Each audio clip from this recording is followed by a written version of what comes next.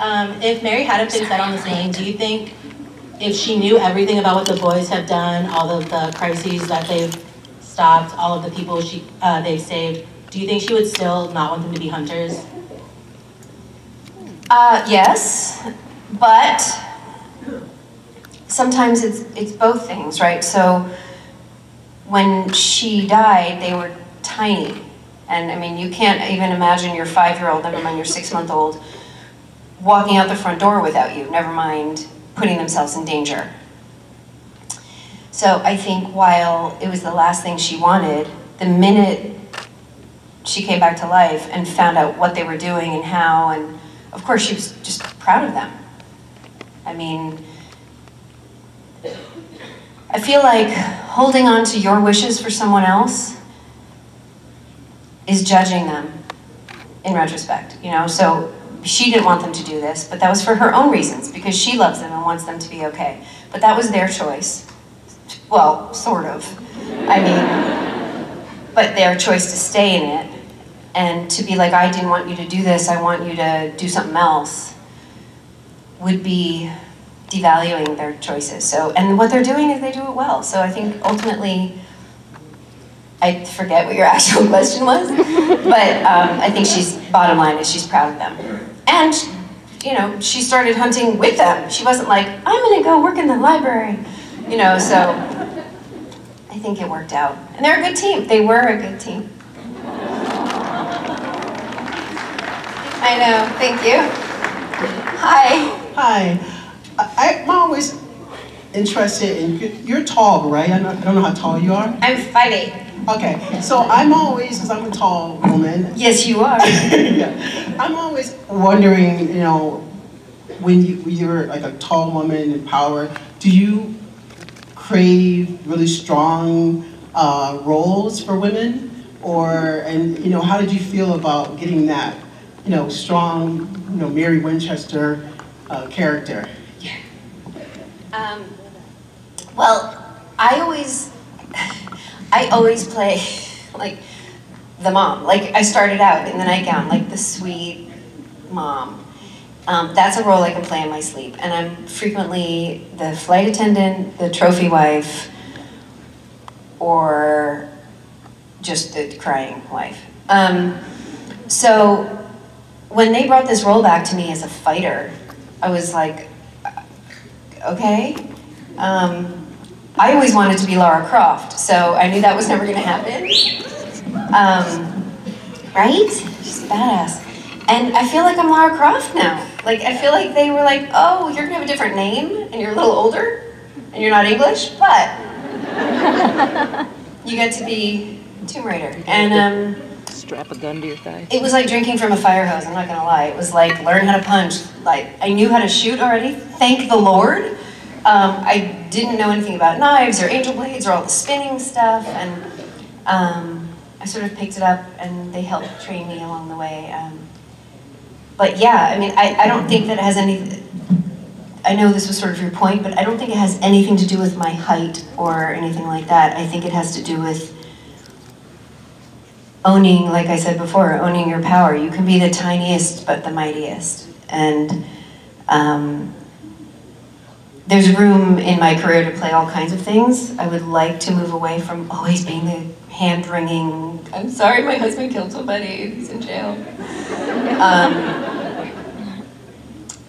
But this was a dream role for me. Like, I know not everyone loved her, but I loved her. Thank you.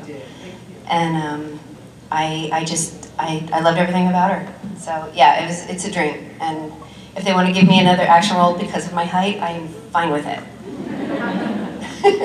Thank you. I'm getting good at this now. Hi. Hi there. How are you? I'm great. How are you? I'm good. I was going to say, you look beautiful, by the way. I love that dress. You look gorgeous. Thank you. It's pockets. That's important for a woman. We don't get those a whole lot. It changes everything. It's almost as good as getting it on sale. Oh, man. And so this is my first chance ever getting to talk to you. My name is Jessie, and I've watched the show since the pilot. Oh, really? Since I was 17. So I've seen your many layers as Mary, and I want to tell you, you're amazing, and I love what you did with that role. And I haven't watched the episode yet, but I know what happened, and I want to thank you so much for what you've done as her. It means a lot. I'm a mom of 2 sons, and almost 5 and almost 2. Okay. So when you came back to the show and she was going through all that with, like, she had babies and now they're grown men, like, oh God, that hit me hard. So thank you again. Thank you. Thank you. It's been my honor and my pleasure. Yeah, sorry, I'm shaking so bad. It happens. So I wanted to ask you, behind the scenes with Jared and Jensen, like, what do you want to share with us? Whatever you want to share with us on your experience. They're awful. I think of them as my own little brothers. Not my children, sorry. They are classy and polite and charming and gentlemen, and occasionally it's hard to control. But always respectful and smart, and after all this time, 14 years they've been on the show, you can say to either of them, like, I'm not sure about this thing in the scene, and do you want to work on it? They're like, yeah, let's run it, let's talk about it, let's call Andrew Dabb and ask him what he said. Like, they're in. And I mean, I think that's part of the lightning in the bottle that is this show and this fandom and the whole supernatural universe, which is they want to be there. All of us want to be there. All you guys want to be here and want us to be here. You know, like it's everyone's in it together. And when someone starts losing interest, that's when, I mean, I have been on tons of shows and as guest stars mostly, so I pop in and out and I have a pretty clear objective view, and like, so a lot of times like the lead or the top couple leads are checked out. Like they barely introduce themselves, they come in, say their lines and they're gone, and they don't care, like their writing doesn't make sense, they don't care, and that is never the case with them. And I mean, they're just delightful. And they're awful. They're awful. So I don't, as far as like a specific story, I mean, just for the last day, my last day working with them was this last episode, and I was wrapped and they were staying to do some more scenes, and I can't tell their trailers apart. They're both like the size of a city block and they look exactly alike. And so I just knocked on one to say goodbye, and it happened to be Jensen's. And he opened the door, he's like, hey, and you know, I'm down there and they're like, hey. And he opened the door and I was like, bye, and I just burst into tears. And he's like, oh God. And we just talked, and I was like, I'm sorry, I'm just, you know, we talked a little bit, and he was delightful and sweet. And then I went and knocked on Jared's door, and he opened the door, and again, like,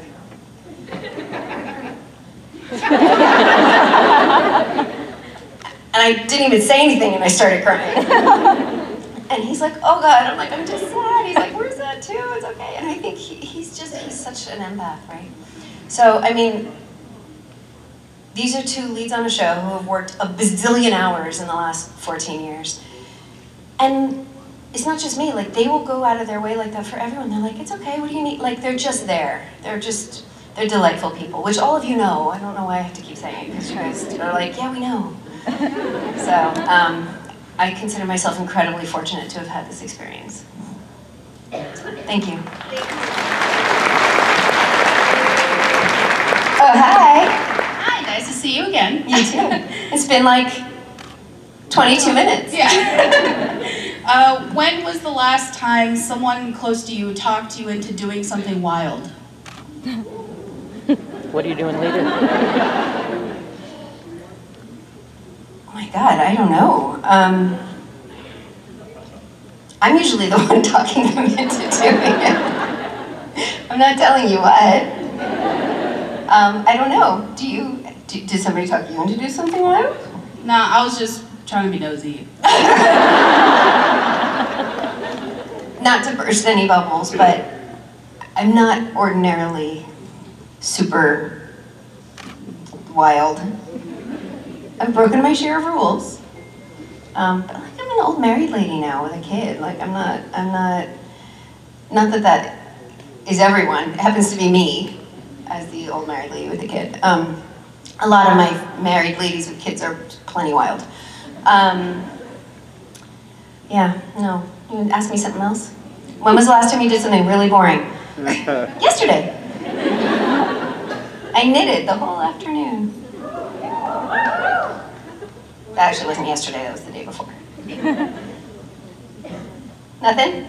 Well, I had to change my question a little to that. Well, my previous question was, is there a role out there, a hypothetical role, that you would refuse to play? Like a story you would not want to help tell?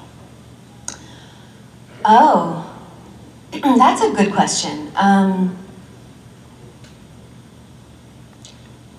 You know, I don't know. Because I could say, well, I wouldn't want to play X, Y, and Z, but depending on the script and what the story is, certain things like a marginalized, abused woman, it could be an important story, or I don't know. It's more commercials I won't do. I used to make my living entirely from commercials, and my commercial agents are ready to freaking throttle me. Because I'm like, I won't do NutraSweet, and I don't do meat, and I won't do cigarettes, and I won't do any pharmaceuticals, and I want like all this stuff, and they're like, cars? I'm like, cars are good. Target's fine. So as far as a particular role, I can't say, but it's just on a case-by-case basis, really. It's still a good answer for me. I got to ask 2 questions. Okay, good, perfect. Deal. Hi. Hi. My question is, what is the most interesting thing you've had to learn to do for a role? I have to pretend to die in so many different ways. I've been electrocuted. I've been eaten by wild dogs. I've been shot. I've been burned and stabbed and exploded and many other things on one certain show. So honestly, like, tasered. So to learn what all that is, like, how does that feel when that happens? What do you do? Do you, da, da, da. But as far as like a skill, I already knew how to like wring my hands and cry, which is mostly what I do. But I think fighting for this show was the most interesting. And it wasn't just the boxing. It was Kirk, who's, Rob Hader's our stunt coordinator, but Kirk, I don't know exactly what the hierarchy is, but he's there just as much and taught mostly. He would take me to his dojo and he would come on set and teach me stuff. He taught me knife twirling and stick fighting and sweep kicks, and I mean, it's like learning a new language. It's like a ballet, and I loved it. I'm super uncoordinated, so dancing is hard for me. I'm not kidding. But the fighting has helped me. I loved it. I'm in a stunt group, so I know about choreography. Yeah. So I like these answers. Yeah, there you go. Hi. Hi again. Hi again.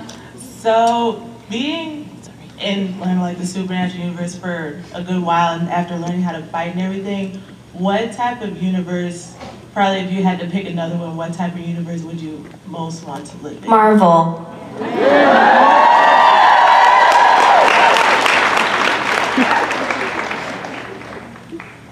I want to be an alien with some kind of superpower. If I could have been Captain America, Captain Marvel, 15 years ago, that would have been so fun. I mean, she's great. I'm at least 15 years younger than me. But I mean, I love Scarlett Johansson's character, the Red Witch, all of them. It'd be fun. Or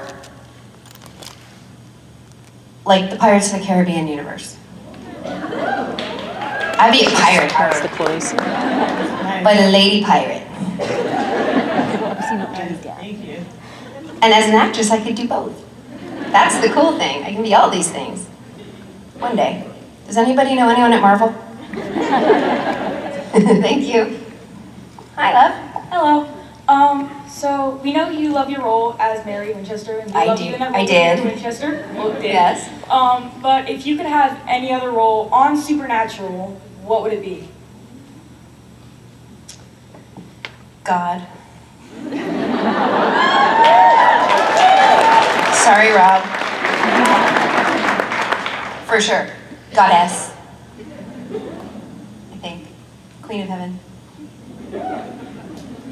Something like that. I like being the boss. Hi. Hi. I'm crying so much. I love you. Don't cry. So we find out in Supernatural that, so like Cupid and the angels really played a role in John and Mary getting together because destiny of Sam and Dee needing to be born. I was just I wondering. didn't know that. Oh, sorry. No, don't apologize. I'm grateful for new information. I was just. So it's Cupid's fault? Well, kinda. I mean.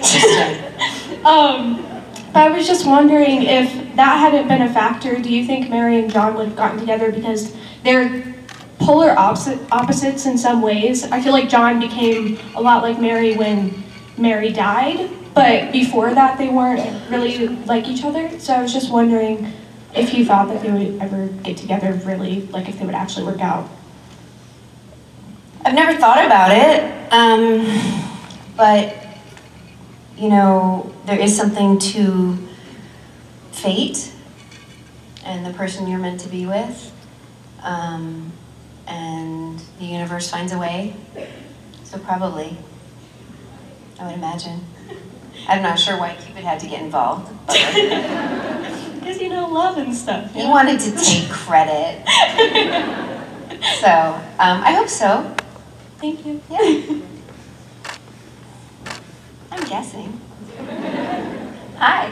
Hello again. I just want to say first that thanks for getting your time with the Sammys with Sam earlier. That Oh, was a my lot of fun. pleasure. I'm glad you had a good time. And then I got Fed like them a, sandwiches. I mean, not literally. They made their own sandwiches and ate them themselves. That's a different meet and greet. Alright, and then I have a two-part question. First Yes. part is, what similarities are there between you being a mother in real life and Mary Winchester, a mother? And the second part, what similarities do you see between your son and the Winchester boys?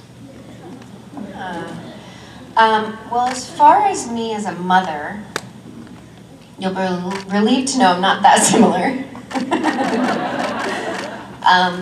I'm a strict parent in real life. I don't take any crap. I think Mary's probably similar in this way. I expect my son to be very self-reliant to his ability, appropriately so. You know, he's 10, I'm not making him drive the car. But I teach him as much as I can. I'm teaching him to cook, I'm teaching him, like I send him into the store for me to get things and I'll wait in the car. Like I want him to be able to fend for himself in life. And I feel like the earlier they learn that stuff, the better. Now, Mary always said she didn't want the boys to hunt, but I do not think she would have sheltered them from life. I think she would have, had she survived during their childhood, she may not have taught them to hunt, but they were going to know how to shoot a gun, and they were going to be able to defend themselves. Because she knew, regardless of whether they were hunters, things go bump in the night, and she wasn't going to let them be helpless. And I think I can seem as a parent hard sometimes. But at the end of the day, you know, my son knows I love him. And we have talks about him, like, you know why I'm strict? He's like, I know. I was like, would you want me to be not strict? He's like, no, because my friends' parents aren't strict and they're terrible.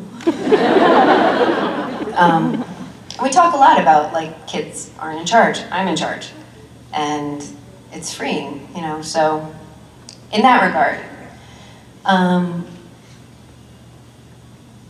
I don't know. I don't think Mary was a bad parent. I think that she came back to life and was freaked the F out and had to, in order to rejoin the family, had to figure out her stuff, you know?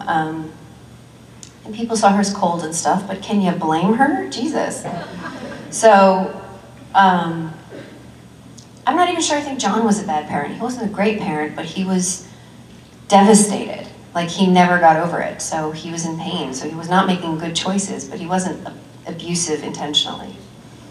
That could be a whole other argument.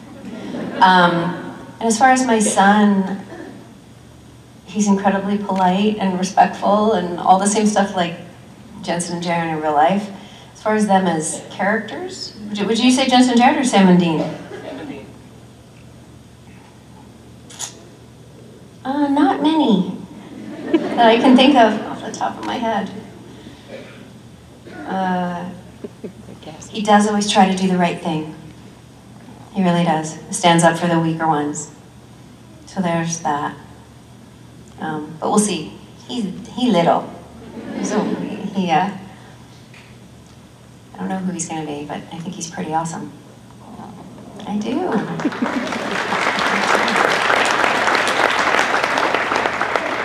Oh, and Mary and I both know how to punch. So there. Thank you. Hi. Hi.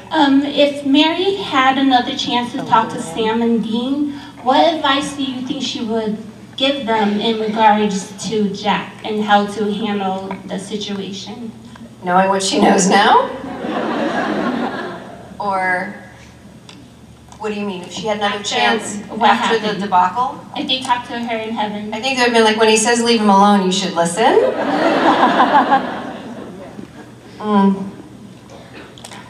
I think she overestimated her parenting capability with a Nephilim.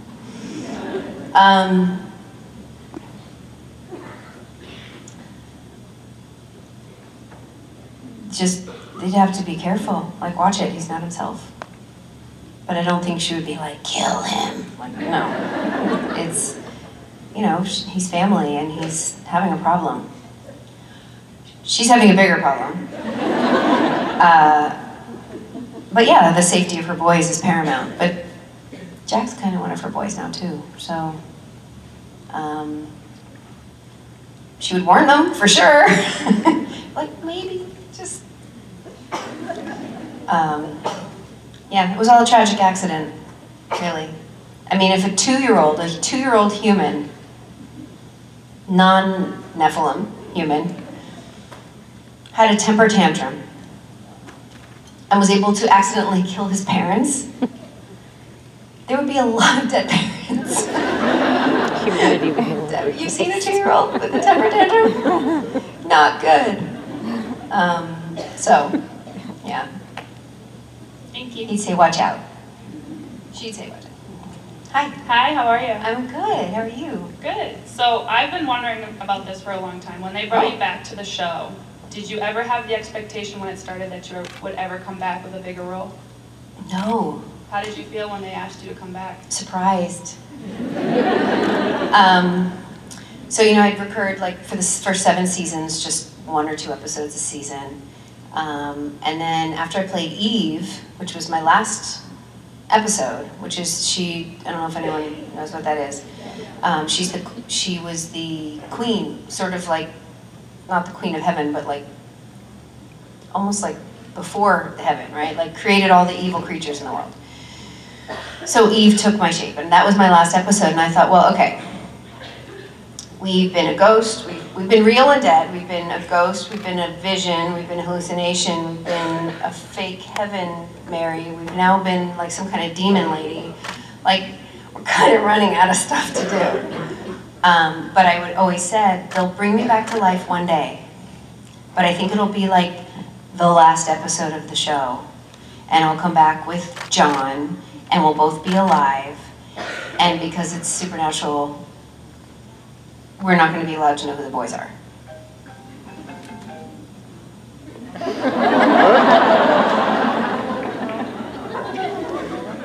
Bring it. Chicken, where is it? So when they called me at the end of season 11, they're like, do you want to be in the finale? I said, yes, I do.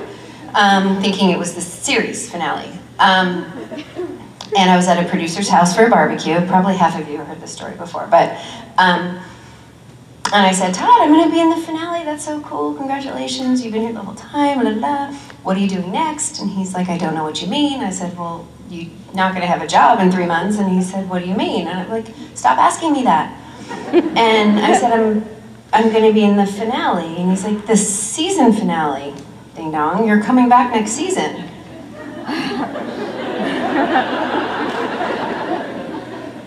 I'm like, wait, what? Why? What? How? Who? No, I play Mary. And then it was just supposed to be 6 episodes. And it went on a little longer. So, still surprised. It's just so funny, I just started being like, oh, they'll never kill me now.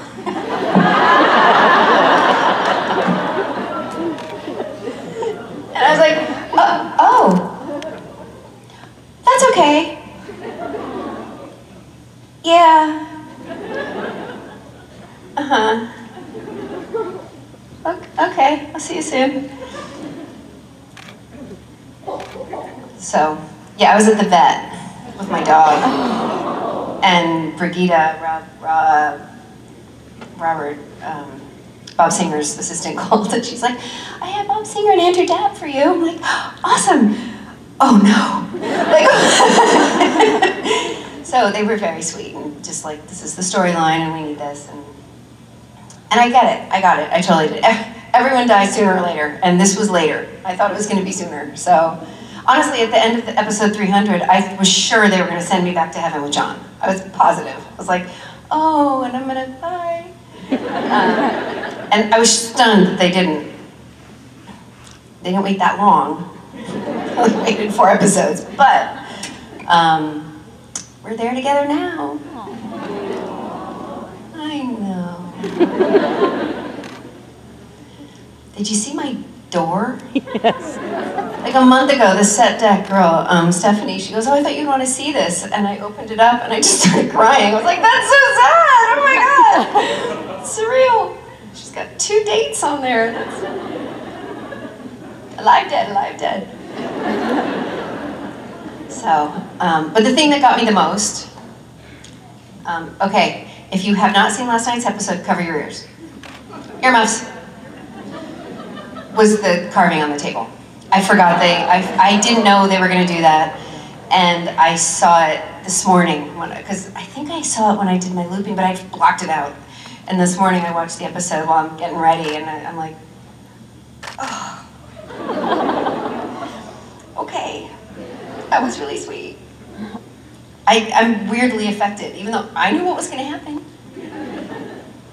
But it just, I for right or wrong, personally took on how well they treated the character and her send-off, like it's me. Like, oh, I'm like, no, it's Mary, we're not the same person. But when you live in that person for so many years, it's hard to, there's some sticky overlap. So. Anyway, I'm sure I digressed from your original question. I tend to wander physically and mentally. So, did I answer your question? Okay. Thank you. Hi. You can take your hands off your ears. I was wondering, do you think if Sam and Dean had a better relationship with either your character's family or John's character's family, they would have been raised differently or acted differently? Well, if I remember correctly, my family all turned into demons and then got killed. Is that true? Yeah. So that would have been challenging. And I think everything's like dominoes, right? So if he hadn't been the demon, then John wouldn't have died, and then Mary wouldn't have had to save him, and then Sam would never have been possessed, and there wouldn't have been, like, if you pull one piece out, the rest falls down. So sort of like all of us, you can look back at something in your life and say, if only that hadn't happened. And yeah, there are things that set us down a path, and bad things happen, and sad things happen. But they all make us who we are, and nothing is insurmountable. So, yeah, I mean, if the families had been different, they'd be different. but which part, you know? You can't just pull out one piece of the bridge. So I don't know, but I think resiliency is all about, is that a word, resiliency? Or is it just resilience? It's a word. Oh, it is? Okay, good. Acceptance of what's on your plate, as good or bad as it is, and moving forward and being your best person regardless. And I think that Sam and Dean are a good example of that. We all struggle with it, and all of us have regrets of things we've done and and things that have happened to us, right? So yeah, I would have loved for them to have a better family. One of my favorite quotes is, "Forgiveness is giving up the hope of a better past." And I think that always helps me. Like, you can't change it. Wish we could. But even in the 300th, like, we brought John back from the past, and we had to send him back because it was going to wreck everything. To have this one thing we wanted the most, we had to ruin everything else, and you can't do that. So that's probably a deeper answer than you were looking for. But I don't even think, did John even have a family? He did? I don't, like I feel like everyone was long dead, but I don't know. Yeah, Henry, but he wasn't alive anymore, right? I don't know. I don't know these things. Yeah, thank you. Hello? Hi. Hi. First of all, I wanted to say I love the pockets in your dress. I love them. And then I wanted to ask you what it's like acting with Jensen and Jared.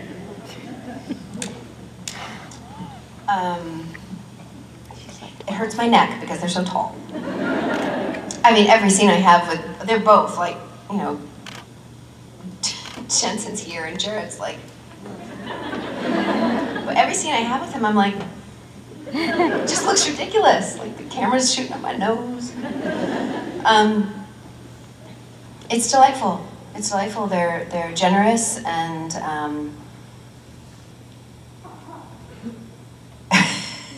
they make a lot of jokes.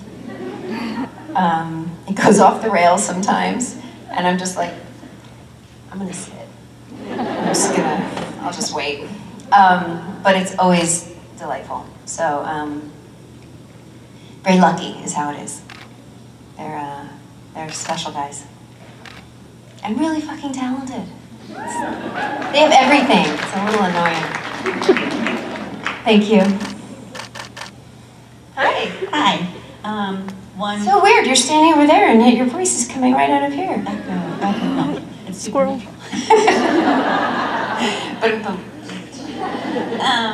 You mentioned a quote. Quote I heard recently was, "If you think you're going through hell, keep going." Yeah, it's kind of striking a chord with me right now. But so, all right. So, if you had any say so, and you should, as a woman of power, how else would you have had Mary? You know, kick the bucket? Yeah. And would you have changed the scene that we all saw with the boys, and would you want more closure for them, or? Well, of course, but I thought about this because when they told me I was going to die, I was like, please don't let me die from like a werewolf or something lame. Like, you can't beat an Nephilim. I was like, well, it's fair, you know. I like that she didn't die fighting. Like, she was fighting for her kid. She mommed herself to death is what happened, right? And I can respect that. She was like, this guy could blow me up at any second, but I'm still gonna fight for him because he's having a problem. So, we all want closure, but I feel like, luckily, they scripted it in there. But yeah, of course, I think this might be hard for her kids. Yeah. What? It was hard for us. My Oh. jaw was down, and I'm like, no, Yeah. no, okay, we've still got time. No, come on. Like, Yeah. No. So. I think there was a mislead with like Rowena and the whole bringing back to life and all that stuff. And they were like, psych. Super dead. Thank you. I think we probably have time for one more question. Oh, okay, maybe I end a little bit on a bright spot then? Great. First of all, not only do I love the pockets, I'm jealous of the pockets. Because, Thank you. Larger girls, dresses, yeah. Anyway. We've been talking a lot about absence, and I was at the PJ party, so I've been doing my best to just ignore anything I've heard, but I would like to go back to Lebanon, if you don't mind. Sure. The dinner scene? Were you doing the classic act behind, like, back scene actor, elephants and watermelons, or was it Sam, Jeff, Jared, and Jensen talking? Because we didn't hear any dialogue. I don't know if you know. When it was the MOS and we were just talking? Yeah. Oh God, we were talking. Awesome. Oh yeah, jokes, and in fact, after Bob Singer, the director, he's like, he just laugh and tell jokes, and we were throwing food, and he's like, okay, so we want to move past to grateful and enjoy our dinner. It's not suddenly a food fight. And maybe it's not raucous laughter. We can just tone it down a little bit. But we were just laughing. I mean, they're not serious in a situation like that. And it was just, and we did it several times. It was just fun. I mean, Jared has the craziest jokes, and he was telling us like, knock, knock. I can't remember any of them because I'm the worst, but yeah, no, we were actually, I didn't know what elephants and cantaloupe, what did you say? Elephants and watermelon, no. I didn't even know what that was, no. We were actually talking and eating. They ate so much Winchester Surprise. They really did. They were just, I was like, okay. I didn't make it. Yeah. And we actually had a big conversation about the fact that there was wine on the table. The boys are like, and we're like, you're gonna be grown-ups for this dinner. Put your napkin in your lap. And they did.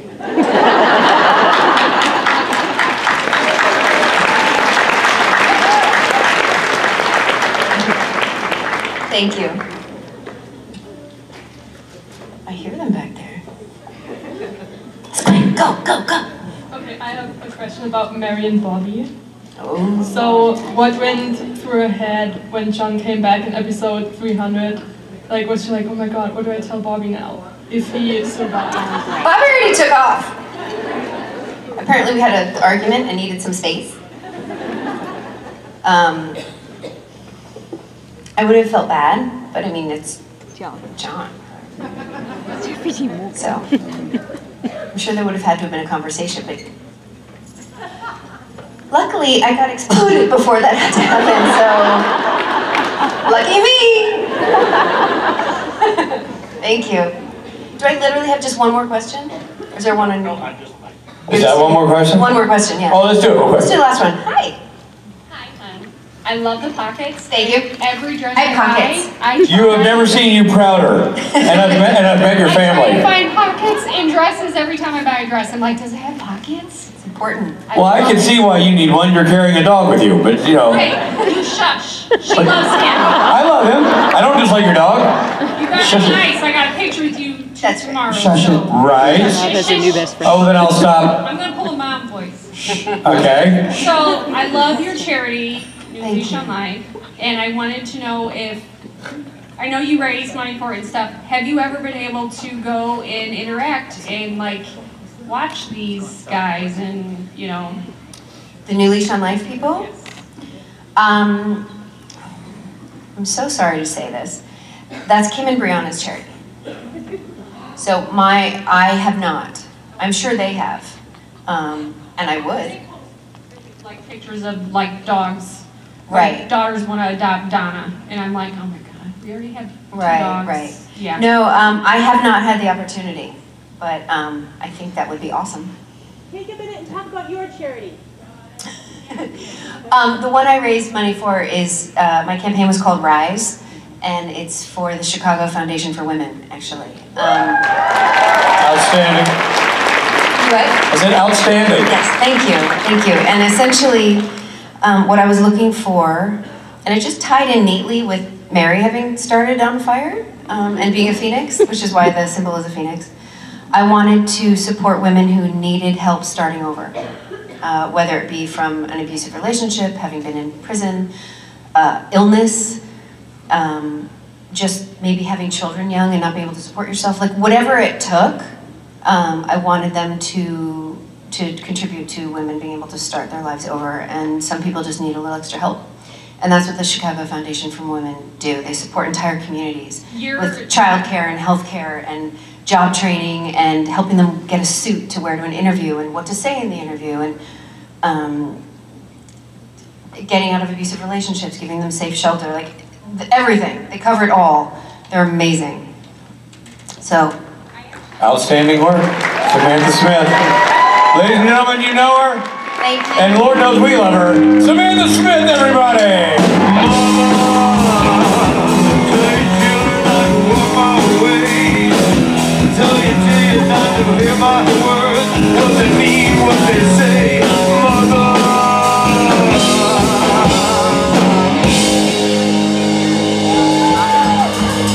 The old bringing onto the beanbag. That can mean only one thing. We're